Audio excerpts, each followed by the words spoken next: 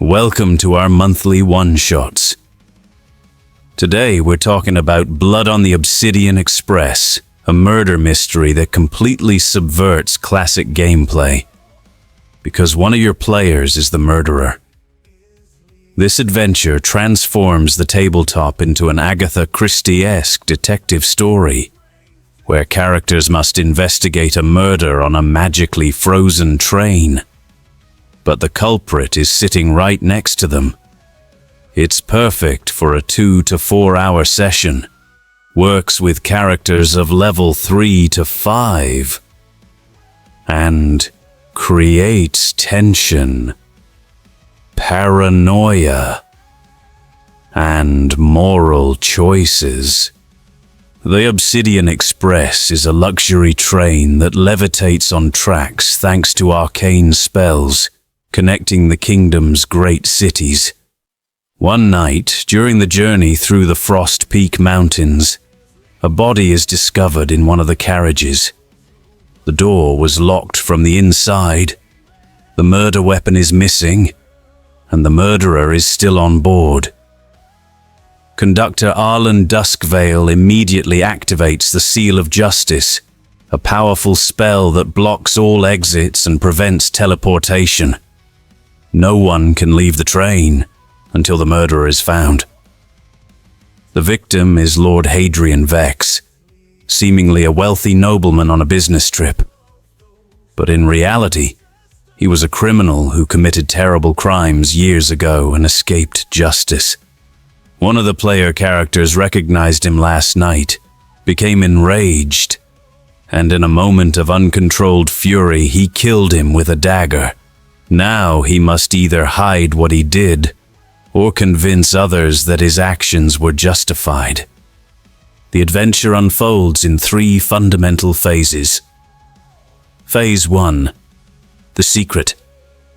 Before the session, privately choose a player to be the assassin. This is the most important decision. Choose someone who can keep secrets, who enjoys complex roleplay, who can handle being the bad guy without taking offense, and whose character sheet has a tragic past or a vengeful motivation. Contact this player at least 24 hours in advance, privately, and explain what happened.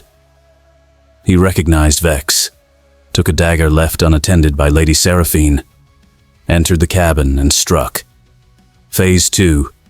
The Investigation. This takes up most of the session. Players explore the crime scene, interrogate NPCs, gather evidence, and slowly build suspects. The assassin must hide his guilt by appearing cooperative. Tension builds as the evidence accumulates. The crime scene contains crucial clues. The body shows a single stab wound to the heart. The expression is one of surprise. The door was locked from the inside, but the lock shows signs of tampering. The murder weapon is missing and a torn piece of fabric remains caught in the doorknob. The NPCs are all suspects with their own secrets. This is where the shadow point system comes into play. The killer has 3 shadow points that he can spend to manipulate the investigation and divert the focus. Phase 3. The Confrontation. In the final hour, when suspicions focus on specific individuals, the party must decide who to accuse. This leads to a climactic confrontation and a moral choice: justice, mercy, or chaos. Don't choose the killer randomly. Observe your players. Who can handle the pressure? Who loves drama? Who has a character sheet with a tragic background that lends itself to it? I strongly recommend choosing deliberately rather than rolling a random die. One wrong player can ruin the entire adventure.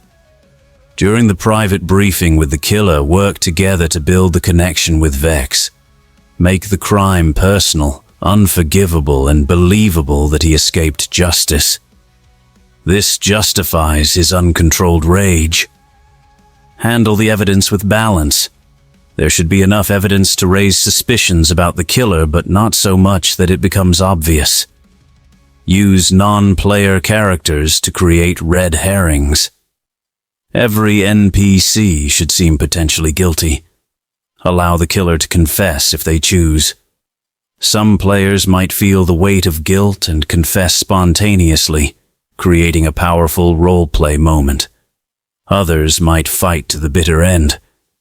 Both choices are valid and create memorable stories. Manage the moral consequences. If they discover the murderer had valid motives, what do? The victim was a monster who escaped justice. The murderer acted out of understandable revenge.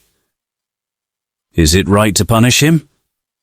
Is it justice or murder?